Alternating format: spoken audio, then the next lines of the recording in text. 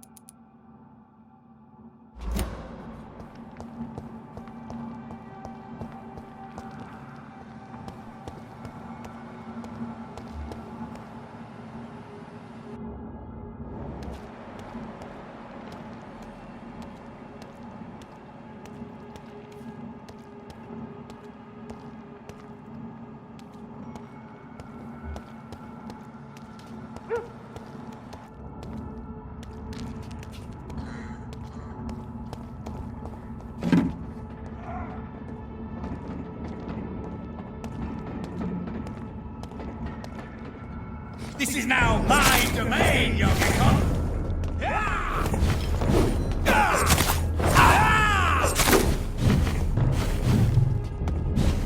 I'll turn you to dust!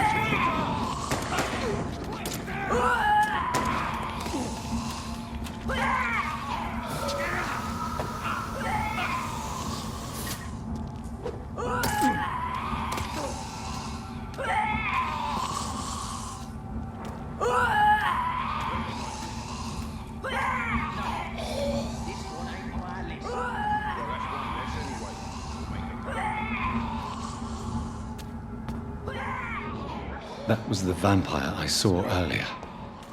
This war takes no prisoners.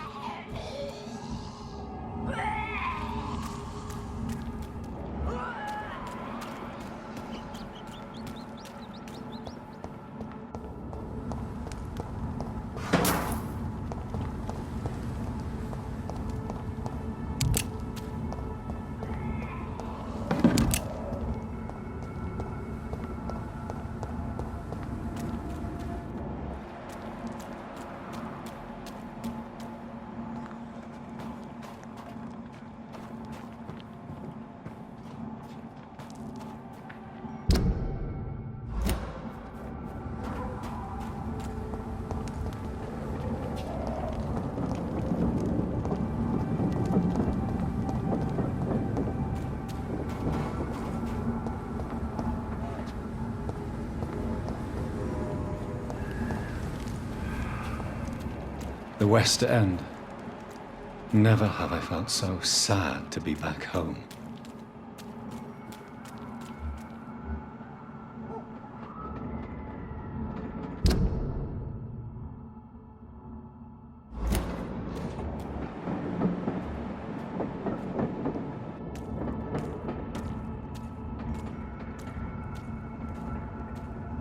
Burn it, boys!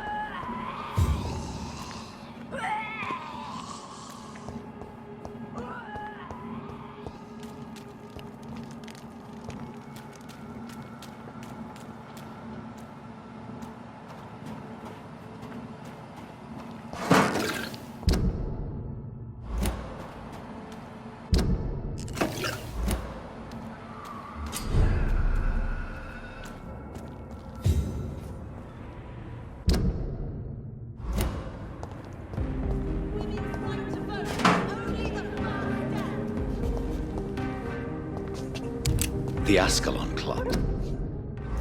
The heart of British vampire society. Not quite as subtle as I expected. Good evening, miss. Oh my god, no. Please, Mr. Vampire, don't kill me. Please, no. I'm too young to die. I still have so much to offer this world. Wait, no.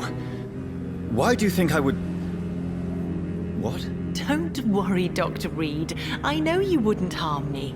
Mother told me you were in this part of town and might drop by. Your mother? My name is Charlotte, sir. Charlotte Ashbury.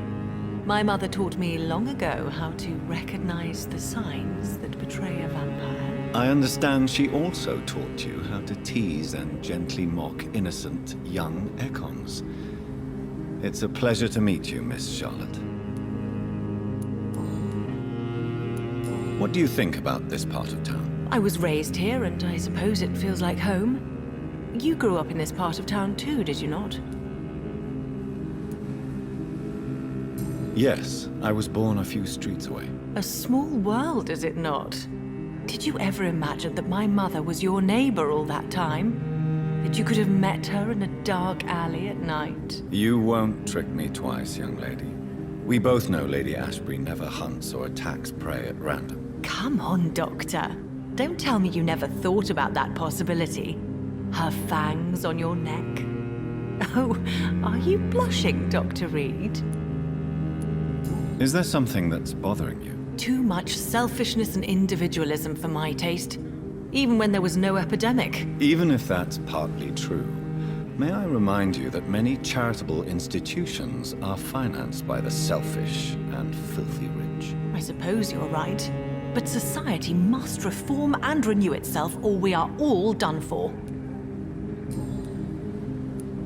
Tell me about your adoption. What do you want to know? Who are your real parents? Elizabeth Ashbury is my real mother. She raised me and has taken care of me all my life. I have no idea who my progenitors are or were. Do you live with her? I still spend a lot of time in my mother's mansion, but I have my own house now. I have a life to live, you see? And one day, I'll have my death to face. How did you meet Lady Ashbury? First, I was an orphan in the institution for girls she manages in the West End. When I was 10, she adopted me, and I have lived with her ever since. Did you know she was a vampire when she picked you? The correct word is Ekon, Doctor. And no, I had no idea why my mother only showed up at night. She told me everything when I turned 16, though I suspected the truth for a long time before that.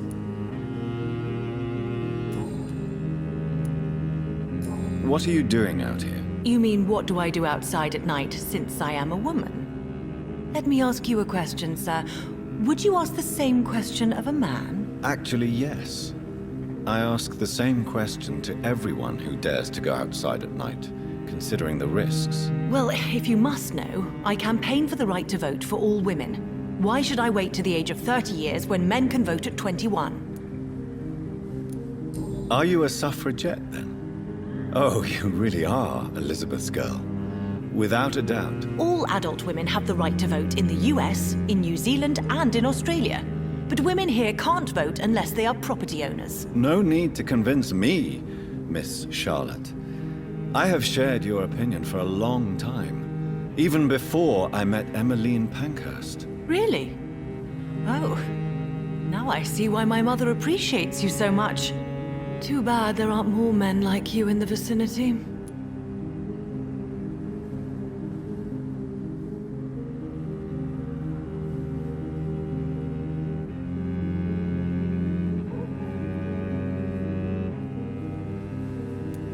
How are the locals reacting to your claims? People here can't wait for a wall to be built to isolate the West End from the rest of town. That's how progressive they are. If this happens, Emily and I will blow it up. Explosives are very dangerous, young lady. And who is this Emily? She is my best friend, and a suffragette too.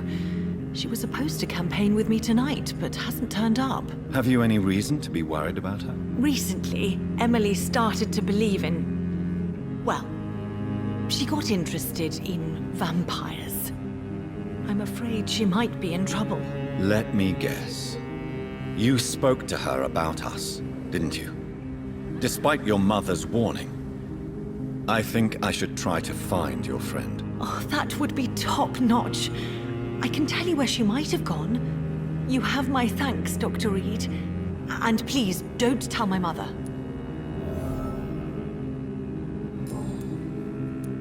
What exactly has your mother told you about me? Your name and profession, obviously. And the mystery about your maker. I'm sorry to hear about what happened to your sister, sir. Mother says it was not your fault. Does it not scare you to know what I am? What your mother is? Why should it? My mother is the most compassionate woman. Must I be wary of her, Dr. Reed? Or you?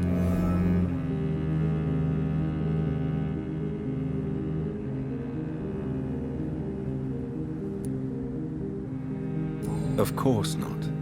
You have nothing to fear from me, or your mother. Good to know.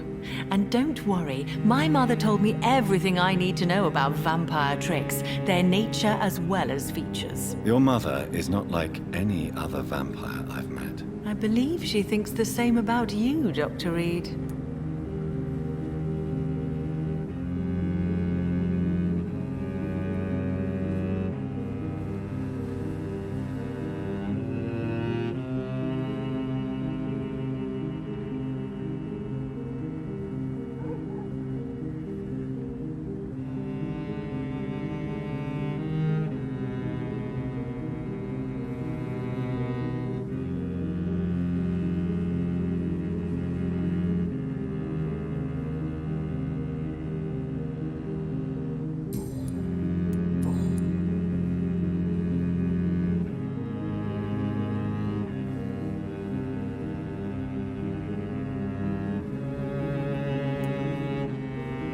Do you know why Lady Ashbury chose you to become her daughter? No, I don't. Each time I ask her that question, she smiles and says it's precisely because I dare to ask such questions. Do you ever regret that she chose you? Of course not. though I often wonder if she adopted others before me. If so, where are they buried? How was it for them to pass through life with a never-aging mother? Your mother has refused to turn you into a vampire. Tell me more about it. Each time we argue, Mother expresses the same fear. She wants me to remain alive and full of joy, rather than become melancholy and immortal. She claims you can't have one without the other. It's pure selfishness.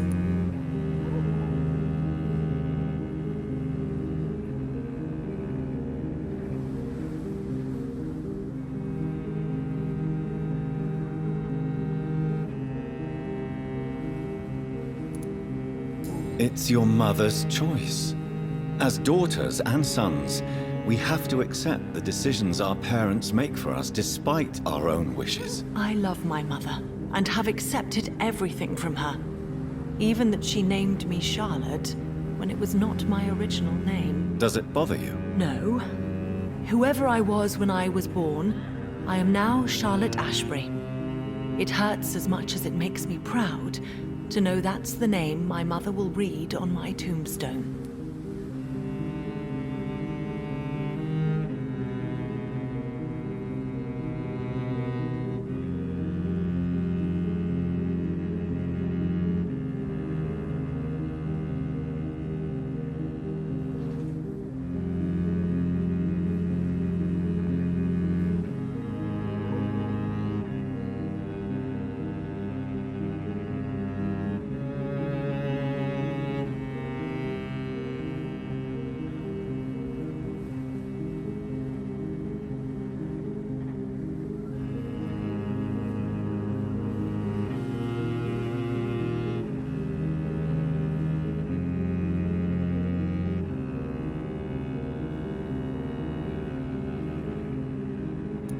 Your mother has walked this earth for much longer than you or I.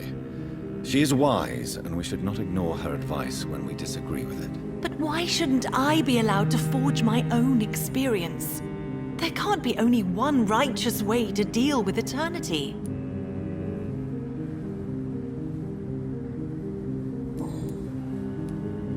Why do you still hope to become a vampire in spite of your mother's refusal? It's the immortal aspect of vampires that interests me. The world won't improve unless women take charge. I'm convinced of that. You're obviously a clever woman with a good education and a brilliant future. But have you thought about the price you'd have to pay?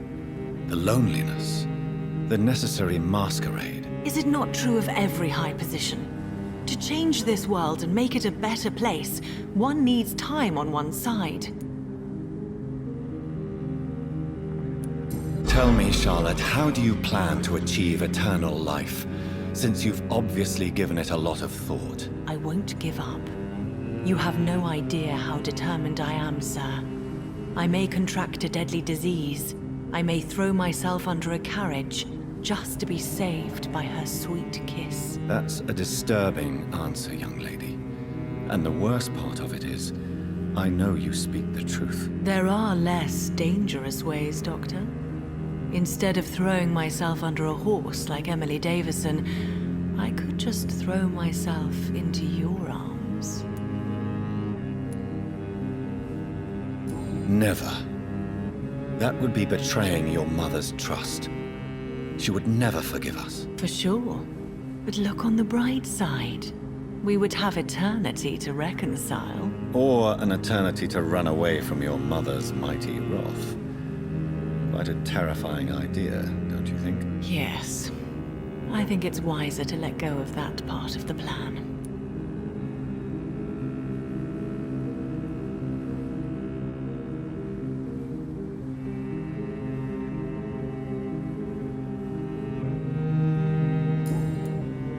Goodbye, Charlotte. Give my best regards to your mother when you see her. She's been quite busy these last few nights. I suspect you may see her before me.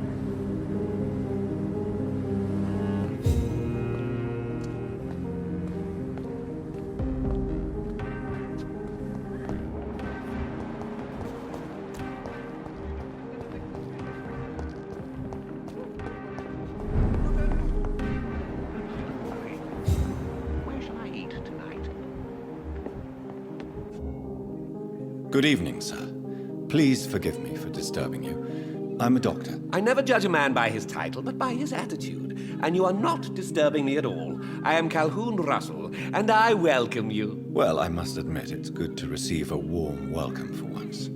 I'm Jonathan Reed. Welcome, Dr. Reed. Welcome to my humble shop. How is the situation in this part of town? Life is good and peaceful. We're lucky to live in such an era of progress and wonders. Are you not concerned about the epidemic? Oh, I'm sure the authorities would take the appropriate measure if the danger were that high.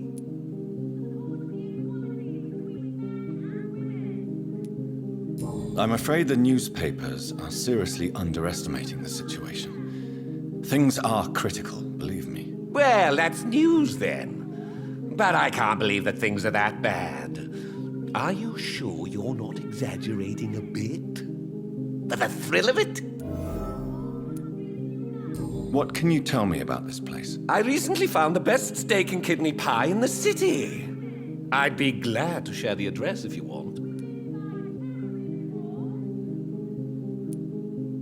Finding a good restaurant? Is that really all that interests you? Oh, I have many passions, but nothing brings me ecstasy like subtle and exquisite flavors from my teeth to my belly.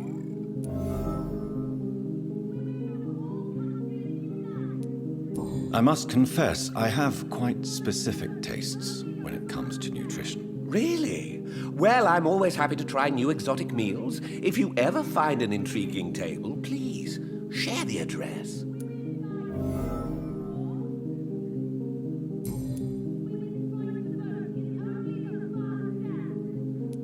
Is it not a little too late to be trading? On the contrary, it is the perfect hour.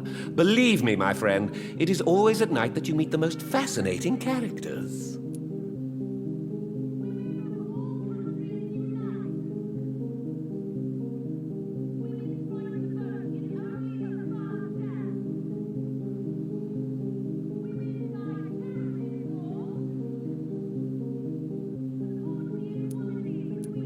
But what about the epidemic?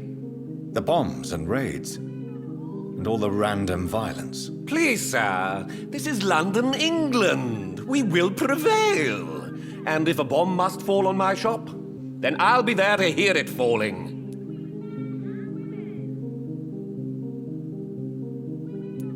So you prefer to work at night? Oh, I also enjoy a sunny day like everybody else.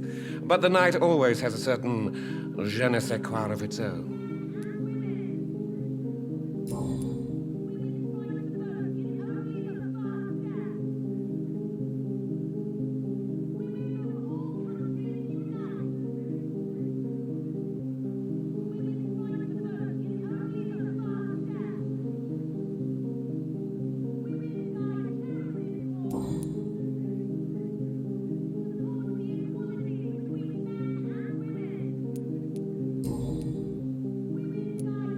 Do you have any family nearby? Not since my parents died. I'm London's lone gourmet. Really? But you seem to be such a pleasant and sociable fellow. I'm afraid the real hedonist has to be sometimes. I discovered ecstasy as a solitary pleasure, but it does not mean it can't ever be shared. London's lone gourmet. What a strange title. I used that name in my early years when I was a food critic, and I kept it.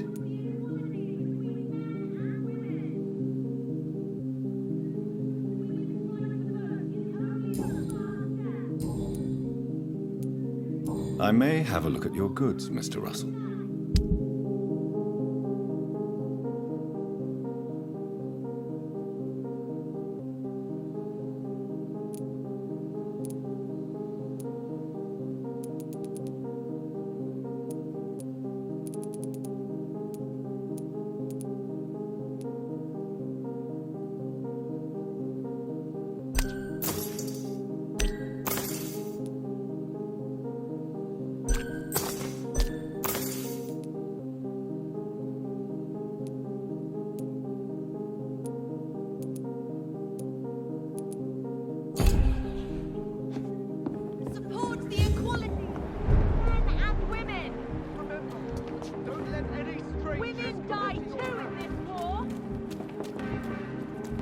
noticed anything suspicious recently? Countries unite! Good evening, sir.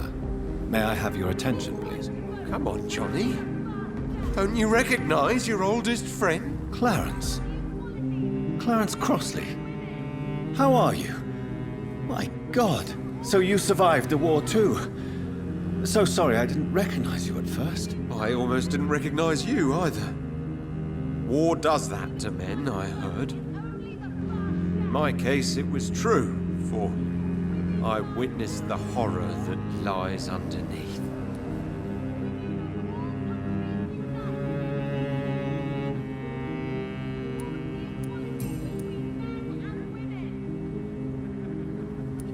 When did you escape the war and return to London? You know what's funny? I almost never think about the war. Not anymore. I'm involved in another kind of battle now.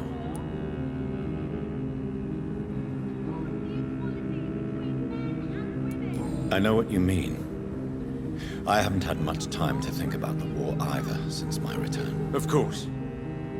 With the epidemic, I bet you've been busy as well. Forgive me, Johnny. I didn't want to sound selfish.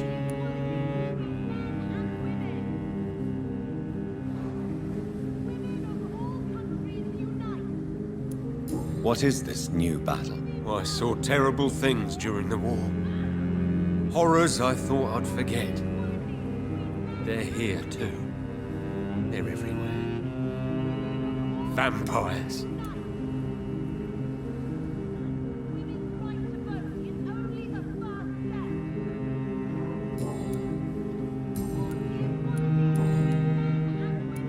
How is your wife, Venus? We've spent so much time away from each other. And so many things have happened.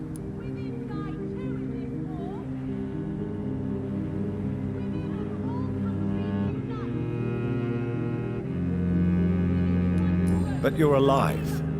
You returned in one piece and you have a family. How many soldiers can say the same? Believe me, it's not quite that simple. Unlike you, I'm not the man I used to be. Is everything all right at home? Surely Venus was relieved to see you return from France in one piece. Have you forgot what people are like in this part of town, Johnny? Venus fears for our family reputation. Now her husband has become the village idiot.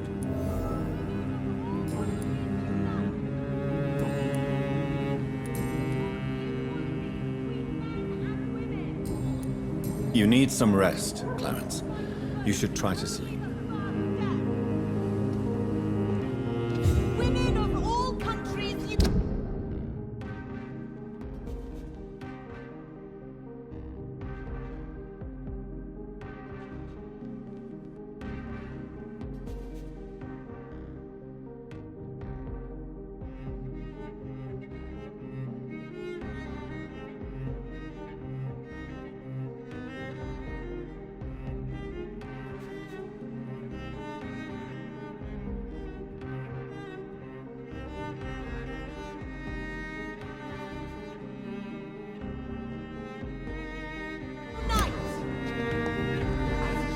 Women die too in this war.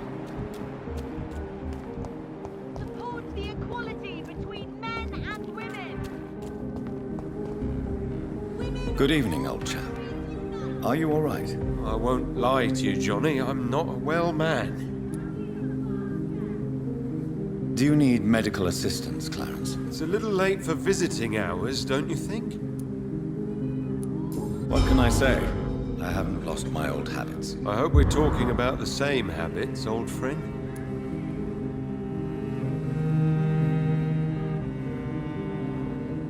You need some rest, Clarence. You should try to sleep. Women of all countries unite!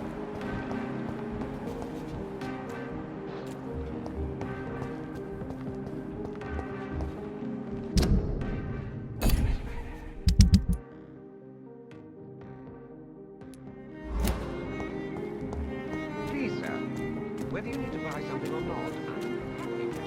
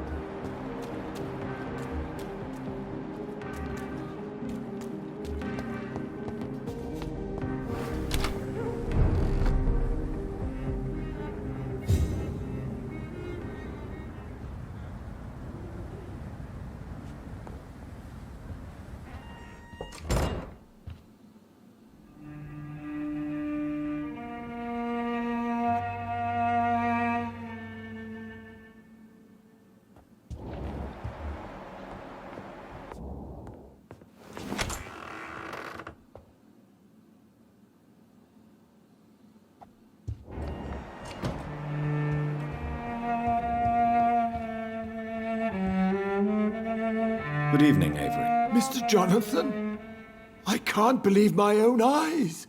Oh, it's a miracle. We all thought you were... Oh, sir, your poor sister. What a tragedy. I know, Avery. I know about my sister's murder. Miss Reed expected you to return to assist with the funeral, right up until the last minute. Where have you been, Mr. Jonathan? We needed you here.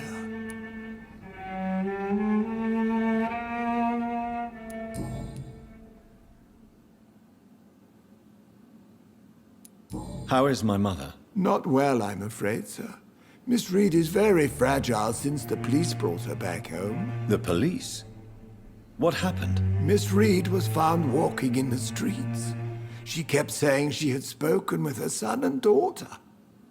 She's resting now. Has she received appropriate medical care? I'm taking care of Miss Reed myself. Hospitals are so overwhelmed by the epidemic that they can only accept patients infected by influenza. Perhaps we could arrange a short trip. Somewhere sunny, like France. She has always been very fond of France. I think leaving London could do her good. I'm afraid Miss Reed is too frail for the moment.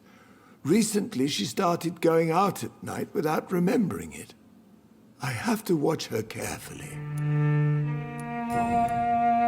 What is the situation in this part of town? For a time, the West End seemed spared by the epidemic. But the situation is getting much worse. Have you no relatives anywhere? I'll understand if you want to take a few days to see family. Your father managed to guarantee my earnings as long as I take care of this house, sir. My sisters are dead, and I've never met my nephews. I'll stay, sir. I'm sorry I could not be here for Mary's funeral. Your mother was strong, sir, but your support would have been appreciated. Apart from the priest and I, no one else attended your sister's funeral. To be present at the funeral with you both was my dearest wish, Avery. But I am sorry, I simply could not attend. I would not dare to question your absence, Mr. Jonathan. All I can say is that we missed you a great deal during these difficult days.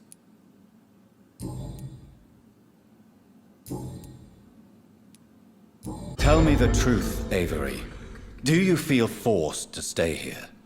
Would you leave this house without the arrangement made by my father? No, sir. I have nowhere else to go. And I promised your father I'd take care of his family as long as I lived. This house is dead, Avery. There is a curse on this family. You really should consider leaving. If only you could have been here sooner or more often. Maybe this house would not be that empty. But you're here now, sir, so my task is not over.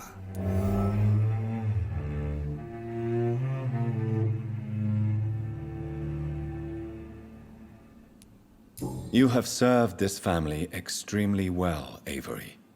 Your support during these terrible times is much appreciated. Then I will stay. All I ask is that you take care of my own funeral if I die before the end of the epidemic. No mass grave, please, sir.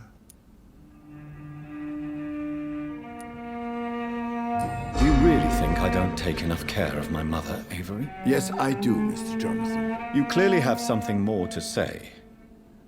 Speak your mind, Avery.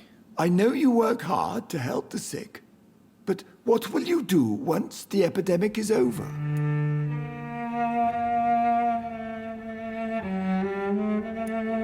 My home is here, and I have nowhere else to go. But this house will need some improvements if I move here. Some radical changes. That's good news. Whatever changes you have in mind, I'm sure we will find an arrangement that suits your mother also.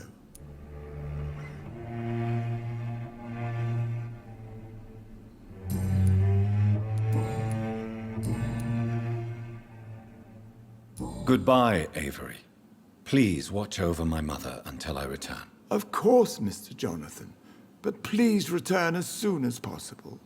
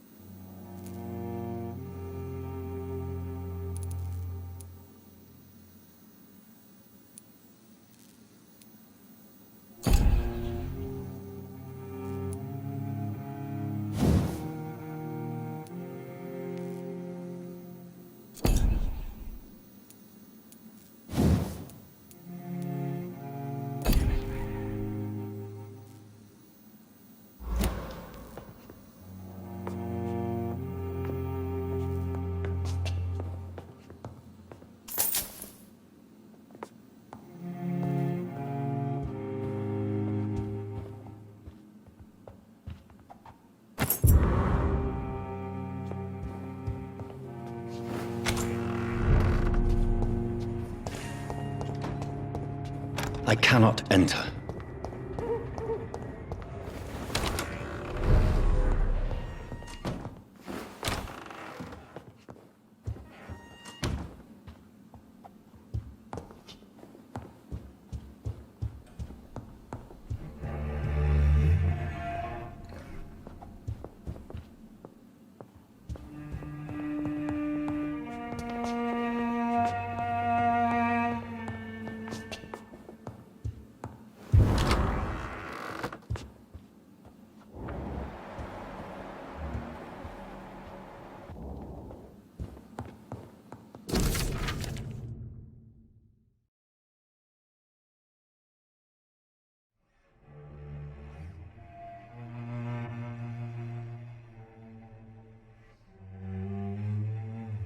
I remember Sunday walks in the park.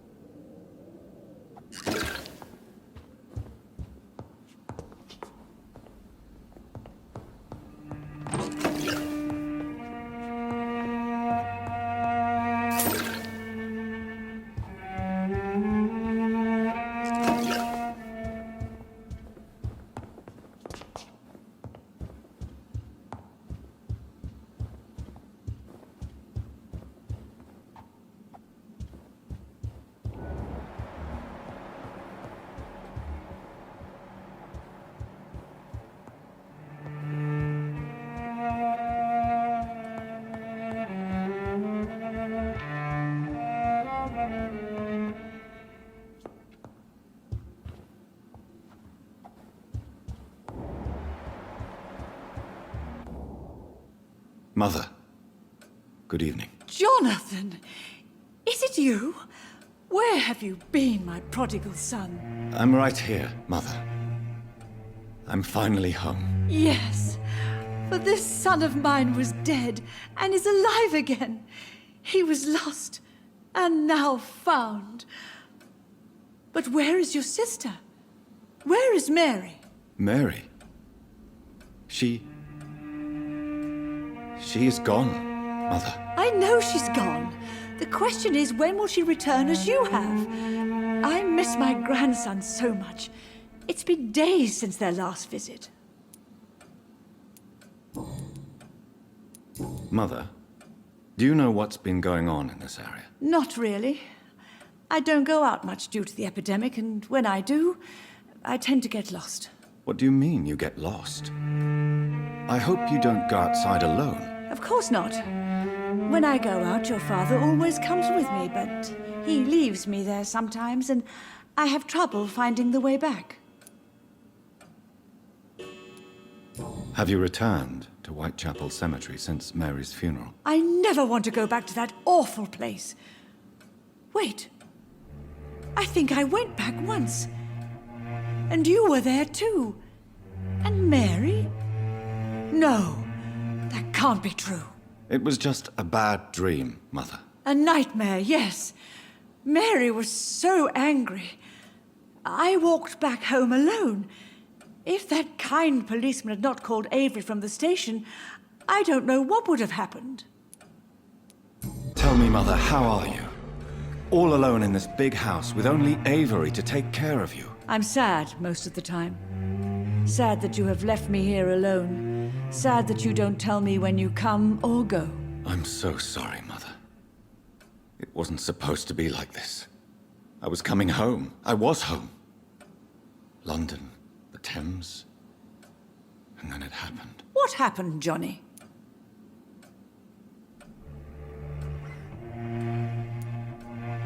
I lost my way. Somewhere between the boat and the house, my life changed completely. You should have told me, Johnny. I would have understood. You always were a secretive little boy.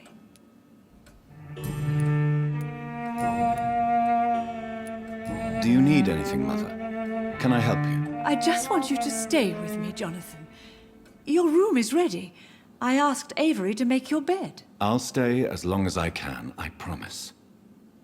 Do you need anything else? Just one thing. Stop staring at me like that. As much as I love you, It breaks my heart to look at those empty and dead eyes.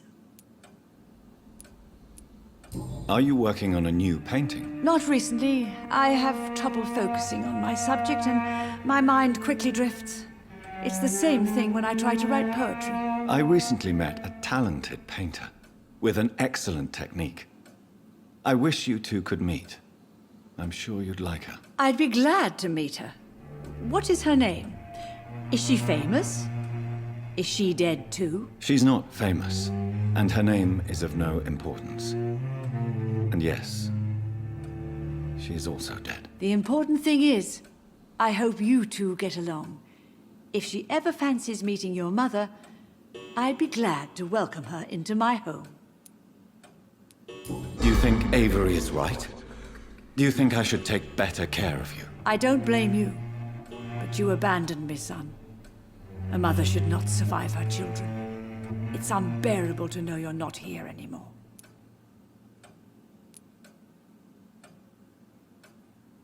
I know I have failed you since I returned. I even watched you bury Mary from a distance.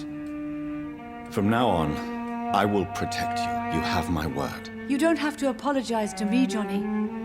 Do you think I did not notice how much you have changed? Have I changed that much, Mother? Am I still your son? You are still, and you'll always be. Despite your pale skin, your bloody eyes, and that echoing sadness in your voice. Why do you say Mary is visiting you, Mother? You know that's impossible. Why should it be? Are you not standing in front of me right now? Why should it be any different with your sister? But Mary really is dead, Mother. Yes. And are you not dead too? Isn't your father dead? And my grandson? And my son-in-law? You're all gone. But you all still visit me from time to time. But I'm not dead, Mother.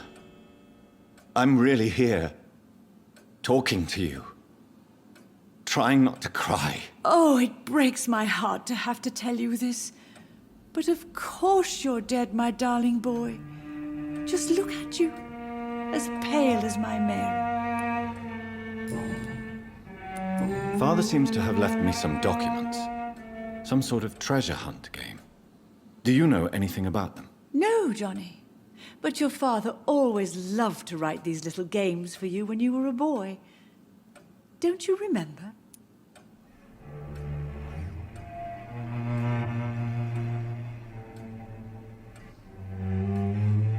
I remember now.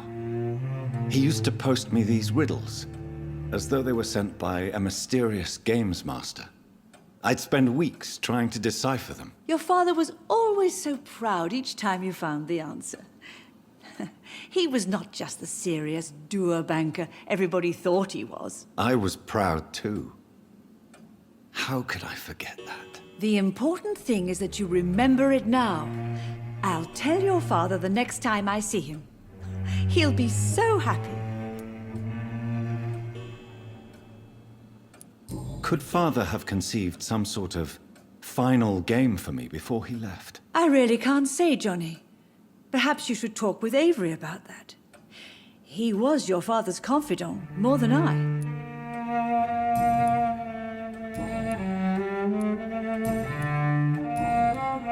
Goodbye, Mother. Try to rest now. Goodbye, son. Please come back soon.